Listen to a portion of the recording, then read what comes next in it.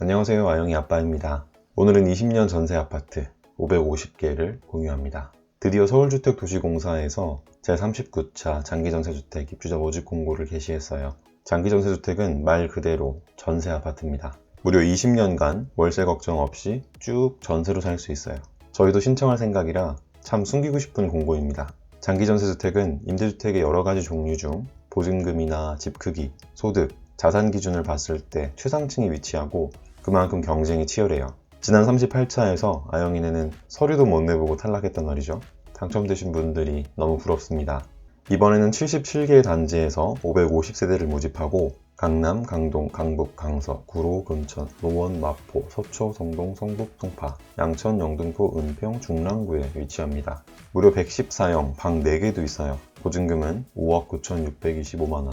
반포자이는 84형인데 7억 3,500만원. 물론 1억 원대도 있습니다. 평균 보증금은 3억. 장기전세는 억소리가 절로 나네요. 유일한 신규 공급, 신마곡 벽산블루밍 팸플릿을 보겠습니다. 72형과 84형, 방 3개, 화장실 2개, 확실히 넓습니다. 72형은 보증금 2억 6,850만원, 84형은 보증금 3억. 누가 신청할 수 있을까요? 또 당첨자는 어떻게 선정할까요? 특이사항부터 먼저 보고 순서대로 설명할게요. 첫 번째, 단독세대주도 신청할 수 있다. 기본적으로 단독세대주는 전용면적 40제곱미터 이하의 주택만 신청 가능합니다. 이번에 공급되는 40제곱미터 이하의 주택은 레미안 기름 센터피스, 수소동 721-1, 왕십리 주상복합이 해당돼요. 지난 38차 공고에서는 단독세대주가 신청할 수 있는 단지가 하나도 없었는데 이번에는 있습니다. 그러나 단 3곳뿐이라서 경쟁은 매우 치열할 것 같아요. 두 번째, 우선 공급 규모가 줄었다.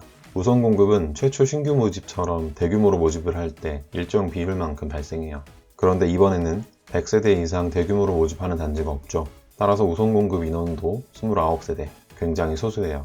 그래서 그런지 우선 공급에 지원할 수 있는 계층이 대폭 감소했습니다. 신혼부부 계층도 없어요.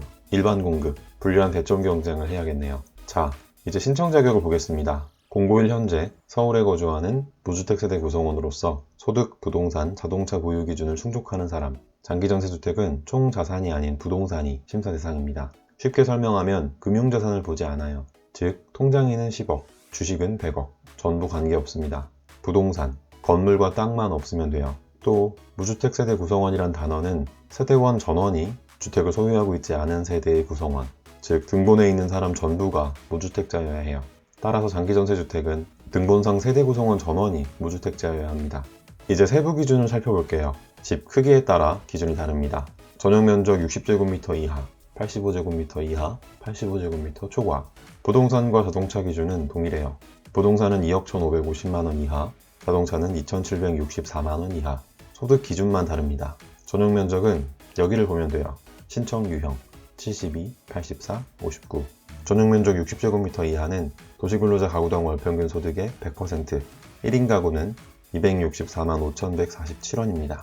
전용면적 85제곱미터 이하의 주택은 도시근로자 가구당 월평균 소득의 120%, 3인 가구 675만원, 4인 747만원. 전용면적 85제곱미터 초과 주택은 도시근로자 가구당 월평균 소득의 150%, 3인 가구 844만원, 4인 933만원. 금액은 자세하게 표로 정리된 게 있습니다. 100, 120, 150. 내 소득이 어디에 해당하는지 감이 오시죠? 입주자 선정 방법. 입주자 선정 방법도 집 크기에 따라 다르고 또 건설형인지 매입형인지에 따라 달라요. 쉽게 단지명이 레미안, 자이, 힐스테이트, 아이파크, 이편은 세상 이런 브랜드 아파트라면 매입형입니다. 매입형의 경우 집 크기와 관계없이 청약통장에 2년 24회 이상 납입하면 1순위고 다음으로 배점을 봅니다. 공사 건설형 85제곱미터 이하와 85제곱미터 초과도 동일해요. 청약통장에 2년 24회 이상 납입하면 1순위, 다음은 배점. 왜 청약통장 하는지 이해가 되시죠? 공사 건설형 60제곱미터 이하의 경우 청약 순위와 배점 사이에 소득 70%가 있고 50제곱미터 미만의 경우 청약통장 관계없이 소득 70%와 거주지 순위, 그리고 배점입니다. 소득 70%는 금액으로 보면 1인 185만원, 2인 306만원, 3인 393만원입니다. 거주지 순위는 신청 단지의 해당 구와 연접구를 말하는데 1인 가구 단독세대주가 신청할 수 있는 왕십리 주상복합을 예시로 보면 성동, 강남, 광진, 동대문, 용산, 중구에 거주하면 거주지 1순위가 됩니다. 따라서 1인 가구 단독 세대 중 소득이 185만원에서 264만원 사이인 경우와 거주지가 1순위가 아닌 경우에는 수소동 721-1과 왕십리 주상복합보다 레미안 기름 센터피스에 신청하는 게 좋겠죠? 왜냐하면 레미안 기름 센터피스는 매입형이고 매입형은 소득 70%, 거주지 순위 이런 거 없이 청약에서 바로 배점이니까요. 참, 85제곱미터를 초과하는 114형의 경우 청약통장에 1000만원 이상 예치되어 있어야 1순위입니다.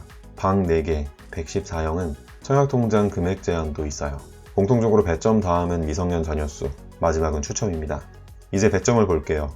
배점은 8가지 항목 37점 만점입니다. 서울 거주기간, 무주택기간, 나이, 부양가족수, 미성년 자녀수, 청약 횟수 또는 기간, 만 65세 이상 직계존속 3년 이상 부양 여부, 소득기준, 아영이 아빠를 넣으면 21점, 아영이 엄마를 넣으면 14점. 이 두 가지 항목은 점수가 안 나오네요. 유일하게 시간만이 해결해 줄 수 있는 항목, 이렇게 2030은 점수 받기가 어렵습니다. 과거 커트라인을 보면 84형은 20점대 후반의 점수는 되어야 해요. 그렇다고 59형을 선택해서 살다가 다시 84형을 신청하면 그때는 이미 장기전세주택에 계약한 사실이 있기 때문에 최소 6점은 감점됩니다. 결론, 84형 일반 공급은 30대 자녀 둘, 4인 가구가 당첨될 수 없는 구조예요. 그래서 행복주택과 역세권 청년주택이 나온 거라고 이해해 주시면 좋겠어요. 잠깐 넋두리였습니다. 장기전세주택의 벽은 참 높아요. 무주택 기간은 만 30세 이후 또는 혼인신고일 중 앞선 날짜가 기준입니다. 배점에서도 청약통장은 이렇게나 중요해요. 2만원씩이라도 꼭 하자고요. 또한 임대주택은 청약통장의 사용과 무관하다는 사실 알고 계시죠? 따라서 100번이든 1000번이든 당첨되고 또 입주해도 돼요. 입주해서 살다가 괜찮은 분양공고가 나오면 어떠한 불이익 없이 청약통장을 사용할 수 있습니다. 분양공고에 당첨되면 그 집으로 입주할 때까지 임대주택에 계속 거주도 가능해요. 당첨됐다고 바로 이사가야 하는 게 아닙니다. 마지막으로 임대주택 신청은 세대주만 할 수 있는 게 아니라 세대원도 가능해요. 아영이가 성년이 되면 아영이와 엄마, 아빠 3명 중 1명이 대표로 신청할 수 있습니다. 각각의 점수를 계산해서 유리한 사람이 신청하면 좋겠죠? 자세하게는 영상으로 정리한 게 있으니까 궁금하신 분은 확인 부탁드립니다. 한 가지 더, 주거약자 전형을 보겠습니다. 주거약자 주택은 욕실, 미닫이문, 문턱 등 주거약자에게 편리한 시설을 갖춘 주택으로 주로 저층에 건립되어 있어요.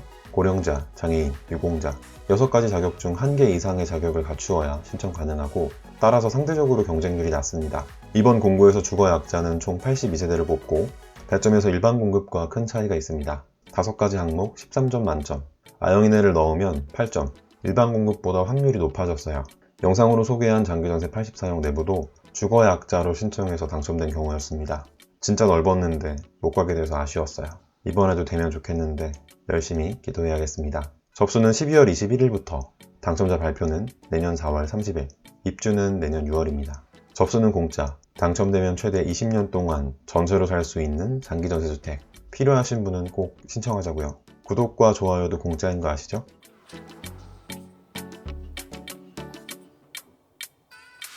박수? 멋있어. 오늘 영상은 여기까지입니다. 끝까지 지켜봐 주셔서 고맙습니다. 감사합니다.